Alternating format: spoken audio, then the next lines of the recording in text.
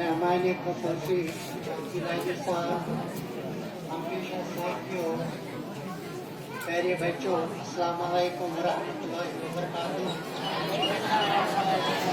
जहाँ तक पहली नशस्त का ताल्लुक था वो था नबी अकरम सल्लल्लाहु अलैहि वसल्लम और अमन का पैगाम। तो यहाँ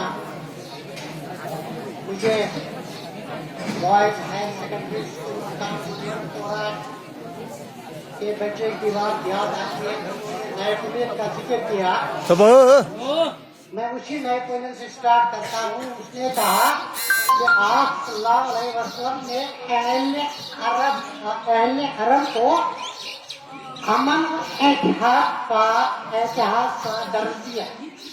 ये एक गैर मुस्लिम का अकीदा है, ये एक गैर मुस्लिम का अकीदा है। तो हमारा अकीदा क्या होना चाहिए? दूसरा